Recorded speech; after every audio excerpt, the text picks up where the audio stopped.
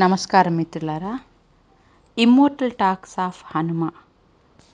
హనుమంతుల వారు ఆ మాతంగులకి ఇచ్చిన అద్భుతమైన జ్ఞానాన్ని ప్రతి ఒక్క 41 సంవత్సరాలకి ఆ అద్భుతమైన జ్ఞానాన్ని మనకి శూన్య గారు మనకి ఈ పుస్తకం ద్వారా మనకు అందించడం జరిగింది మిత్రులారా. మీ అందరికీ తెలుసు కదా.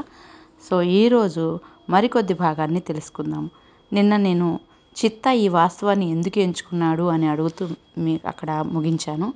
ఈరోజు అక్కడి తర్వాత మనం కంటిన్యూ చేద్దాం. అసలు చిత్తా ఈ రియాలిటీని ఎందుకు ఎంచుకున్నాడు? మనందరికీ డౌట్ వస్తుంది కదా. అక్కడ హనుమ చిత్తాకి 7 రకాల వాస్తవాల్ని ఆప్షన్స్గా ఇచ్చారు. ఏదో ఒక తల్లిని ఎంచుకోవచ్చు కదా. ఒక తల్లి ప్రేమ చాలు కదా ఎవరికైనా. ఇంత స్ట్రగుల్, ఇంత కాన్ఫ్లిక్ట్ అవసరమా తన జీవితంలో?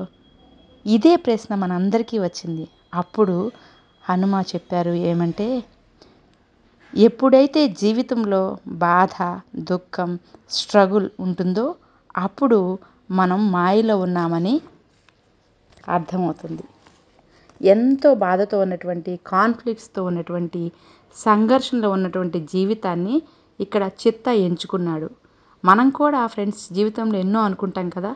లైఫ్లో బాధ కలిగినప్పుడు కానీ, అసలు ఎందుకు ఈ కష్టాలన్నీ నాకే వస్తున్నాయి, ఈ బాధలన్నీ ఎందుకు అనుభవించాల్సి వస్తుంది, ఈ జీవితం చక్కగా ప్రశాంతంగా ఆనందంగా ఉండొచ్చు కదా, దేవుడా నాకెందుకే ఇన్ని కష్టాలు ఇచ్చావు అనుకుంటుంటాం కదా. కానీ మనందరికీ కూడా ఒక బ్యాక్గ్రౌండ్ ఉంది మాస్టర్స్. అదే గత జన్మ. మనందరికీ కూడా ఆ ఋషిలా, ఈ చిత్తాల మనందరికీ కూడా గత జన్మ ఉంది. సాధన అనుభవాలని పొందొచ్చాం మనం. అది ఏ లెవెల్ వరకు వెళ్ళింది అంటే, మనం ఆ సంఘర్షణలోనే మోక్షాన్ని పొందటానికి ఎంచుకొని వచ్చాము. అంటే మన జీవిత పాఠాల ద్వారానే మనం మోక్షాన్ని పొందటానికి మనం ఎంచుకొని వచ్చాము ఈ భూమి మీదకి. సో మీ అందరి లైఫ్లో సంఘర్షణ ఉన్నాయి అంటే మీరు కూడా చిత్తాలనే ఒక నిర్ణయం తీసుకొని వచ్చారని అర్థం. ఇదంతా మన యొక్క ఎంపిక. సో ఇక్కడ హనుమంతుడి వివరణ ఏం చెప్తున్నారు అని ఇదంతా విన్న తర్వాత, ఇప్పుడు ఇదంతా చెప్పిన తర్వాత సుచేత మరియు విచేతల మధ్య ఉన్న చెడు భావాలని మాయం చేసేసింది ఆయన యొక్క ఈ వివరణ అంతా విన్నాక. వాళ్ళిద్దరూ చిత్తాతల్లుగా జీవితాంతం మారిపోయి ఆ సత్యాన్ని అంగీకరించారు. లైఫ్ అనేది సుఖదుఖాల సమ్మేళనమే ఈ జీవితం.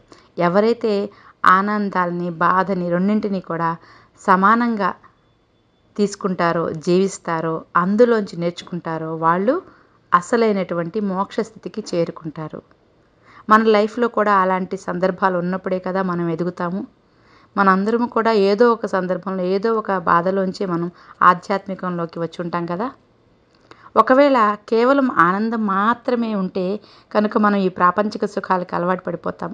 వాటికి ఆల్రెడీ అలవాటైపోతాం. వాటిలోకి అటాచ్ అయిపోతాం. మాయలో బతుకుతున్నట్లు మనకి అర్థం కాదు. ఎప్పుడైతే బాధ అనేది ప్రారంభమవుతుందో నెమ్మదిగా వాటి నుండి డిటాచ్మెంటు ప్రారంభమవుతుంది. సో అటాచ్మెంటు, డిటాచ్మెంట్ల మధ్య జరిగే సంఘర్షణ ద్వారా మనిషి నేర్చుకునేది ఏంటంటే, జీవితంలో మన జీవిత పాఠాల ద్వారా ముక్తిని, మోక్షాన్ని పొందుతారు. కాబట్టి మనం అందరం కూడా ఇది ఎంచుకొని వచ్చాము. ఎవరైతే నా లైఫ్లో కష్టాలున్నాయి, బాధలున్నాయి అని మనం మన యొక్క ఆఖరి జన్మను పరిపూర్ణంగా జీవించడానికి వచ్చామని అర్థం చేసుకోవాలి మిత్రులారా. ఆ కష్టాలని మనం ఎంచుకొని వచ్చాం కాబట్టి, ఎందుకంటే మనకు తెలుసు ఈ కష్టసుఖాలకి, బాధలకి అన్నింటికీ అతీతంగా వెళ్ళటమే మోక్షం. అందుకే అంటారు కదా, తామరాకు మీద నీటి బొట్టులా ఉండాలని. అలాగే శ్రీకృష్ణ పరమాత్మ కూడా చెప్తూ ఉంటారు ఏమని, మనం కర్మ చేసుకుంటూ వెళ్ళాలి. ఫలితం మనం ఆశించకుండా మన పని మనం స్వచ్ఛంగా, ధర్మంగా, న్యాయంగా, మనం క్షమాగుణంతో ఉండటం, అలాగే సర్వస్వ శరణాగతిలో ఉండటం, ఇవన్నీ ఉన్నప్పుడు మనం మోక్ష మార్గానికి తప్పకుండా చేరుకుంటాం మిత్రులారా. సో అందుకనే మరి ఇది చిత్తా యొక్క ఎంపిక అన్నమాట.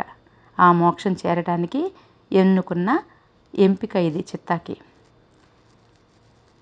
మీ అందరికీ తెలుసు కదా, ఆల్రెడీ ఇంతకుముందు చెప్పున్నాను. హనుమంతుల వారు ముందే 2 రోజులకు ముందే అమావాస్య రోజున హనుమంతుల వారు ఆయనకి అవకాశం ఇవ్వటం చిత్తాకి, చిత్తా ఎంచుకున్న ఎంపిక ద్వారానే 6వ మార్గాన్ని ఎత్తుక్కోవడం, దాన్ని ఎంపిక చేసుకోవడం, ఇదంతా మనందరికీ తెలుసు కదా. ఈ పుస్తకంలోని ఈ కథలో వింటున్నప్పుడు మనం ఈ పేర్లను గమనించామని మీరందరూ. అదే సుచేత, విచేత, చిత్త. సో ఇది గమనించి ఉంటే గనక ఇది ఏంటి అంటే సుచేత, విచేత ఇవన్నీ కూడా ఆ మనిషి యొక్క పేరు అనుకుంటున్నాం. ఇది ఒక మనిషి యొక్క పేరు మాత్రమే కాదు, చిత్త ఇవన్నీ కూడా. సుచేత, విచేత అనే పేర్లు ప్రాపంచిక ఆధ్యాత్మిక జీవితాలకి చిహ్నాలు. ఇకపోతే ఆ చిత్త అని ఏదైతే ఉందో అది మన చేతనం, అది మన కాన్షియస్నెస్. సో ఎంత బ్యూటిఫుల్గా దాన్ని డిస్క్రైబ్ చేశారు అంటే ఆ చిత్త ఆ కాన్షియస్నెస్కు 2 తల్లుల్ని ఇచ్చారు. కాబట్టి మన ప్రాపంచిక జీవితం అలాగే మన ఆధ్యాత్మిక జీవితం 2 మనకి 2 తల్లులు లాంటివారు. సో ఆ తల్లి నుండి ఒకవేళ పారిపోయిన బిడ్డకు ఏదైతే కనుక ఆ కనెక్షన్ ఉంటుంది కదా. సో మనం ప్రాపంచికానికి ఆధ్యాత్మిక జీవితాలకి అది ఉండే కనెక్షన్ అన్నమాట. అలాగే మనం బ్యాలెన్స్గా ఉండటానికి ఆధ్యాత్మిక జీవితాన్ని, ప్రాపంచిక జీవితాన్ని మనం ఎప్పుడు కూడా బ్యాలెన్సింగ్గా ముందుకు వెళ్ళాలి. ఒక్కదాన్నే పట్టుకుంటే సాధ్యం కాదు. మనం నేర్చుకోవాలంటే ప్రాపంచిక జీవితం కావాలి, మనం వాటిని అమలు చేయాలి అంటే మనకి ఆధ్యాత్మిక జీవితం కూడా కావాలి. సో మనం ఏ తల్లి నుండి పారిపోయినా అది సంపూర్ణం అవ్వదు. ప్రాపంచిక జీవితంలో వచ్చేటువంటి సుఖ దుఃఖాలని పూర్తిగా అంగీకరించాలి, పూర్తిగా ఫీల్ అవ్వాలి, వాటి నుండి నేర్చుకోవాలి. అదేవిధంగా సుచేత ఆ ఆధ్యాత్మిక జీవితాల నుండి వచ్చేటువంటి సుఖ దుఃఖాలని, ఆ పాఠాలని పూర్తిగా ఈ చిత్త అనే కాన్షియస్ నుండి నేర్చుకోవాలి అనేది. అందుకే అలా నేర్చుకున్నప్పుడే మోక్షం అనేది లభిస్తుంది. ఇది ది ఆల్టర్నేట్ మదర్ అనే ఈ కథ. సో మనం ఈ కథ ద్వారా ఆల్రెడీ హనుమంతుల వారు ఆ ఊర్లోకి రాకపోయినా వారికి, బాబాకి, సుచేతకి, విచేతకి, చిత్తాకి హనుమంతుల వారు ఆల్రెడీ ఆ పూర్వీకుల కొండ మీద దర్శనం కలిగించారు. అలాగే జ్ఞానాన్ని కూడా అందించారు. అలాగే హనుమంతుల వారు వచ్చారు కదా, ఇంకా ఆ ఊరిలోకి వచ్చి నేర్పించాల్సి ఇంకా చాలా ఉన్నాయి. మొదటి పాఠాన్ని వీళ్ళకి ఇలా ఇక్కడ నేర్పించారు. ఈ సుచేత, విచేతల మధ్య ఉన్నటువంటి కాన్ఫ్లిక్ట్ అంటే సంఘర్షణ తొలగింది. మన జీవితాల్లో కూడా ఎప్పుడైతే ఇది నేర్చుకుంటామో చాలామందికి ఆధ్యాత్మిక ప్రయాణంలో ఒక సమస్య ఏర్పడుతుంది అనుకోండి. వాళ్ళు అయితే ప్రాపంచిక జీవితాన్ని పూర్తిగా నిర్లక్ష్యం చేసి పూర్తిగా ఆధ్యాత్మిక జీవితం వైపు నడుస్తారు. ఏదైనా ఒక సమస్య వచ్చినప్పుడు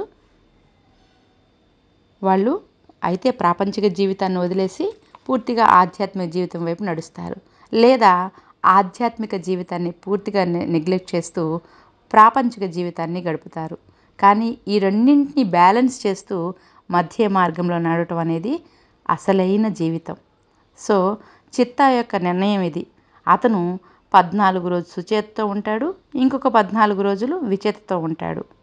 అంటే అతని తన ఆధ్యాత్మిక ప్రాపంచిక జీవితాలని కంప్లీట్గా ఫుల్ఫిల్ చేసుకోవడానికి సిద్ధపడ్డాడు. సో ఇది చిత్తా నుండి మనం నేర్చుకోవాల్సింది. ఇక సుచేత, విచేతల మధ్య ఉన్న గొడవలన్నీ సద్దుమణిగాయి.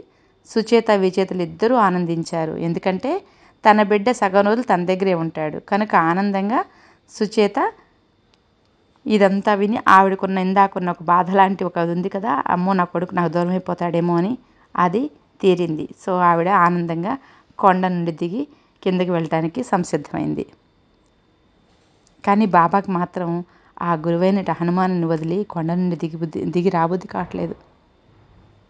పారవస్య స్థితిలో, ఆనంద పారవస్య స్థితిలో తేలుతున్నాడు బాబా. ఇంకొంచెం సేపు అక్కడ ఉంటానని హనుమతో గడపాలని చెప్పి సుచేత, విచేతల చిత్తల్ని వారి గ్రామానికి పంపించేశారు. అలా కొంచెంసేపు హనుమతో గడిపిన తర్వాత హనుమ ఆజ్ఞ మేరకి బాబా కూడా తిరిగి గ్రామానికి బయలుదేరాడు. మిత్రులారా, ఈరోజు ఇక్కడితో ముగిస్తున్నాను. మరికొద్ది భాగాన్ని రేపు తెలుసుకుందాం. ఇలా మనకి మన జీవిత సత్యాలని, జీవిత పాఠాలని ఉదాహరణ చెప్తూ మనం మాయా ప్రపంచంలో ఉంటూ మన ఆధ్యాత్మికంగా అలాగే ప్రాపంచికంగా కూడా మనం బ్యాలెన్స్గా ఉంటూ మన జీవితాలని మోక్షం వైపుకు నడిపించుకు వెళ్ళాలని ఈ కథల ద్వారా మనకి ఈరోజు మనకి జ్ఞానాన్ని అందించడం జరిగింది. ధన్యవాదాలు హనుమాకి. అలాగే ఇటువంటి అద్భుతమైన పుస్తకాన్ని మన ద్వారా మనందరం నేర్చుకోవడానికి అనుమతించినట్టు హనుమాకి, అలాగే ఎంతో శ్రద్ధతో వింటున్న ప్రతి ఒక్క మాస్టర్కి, ప్రతి ఒక్క ఆత్మకు నా శతకోటి ఆత్మ ప్రణామాలు.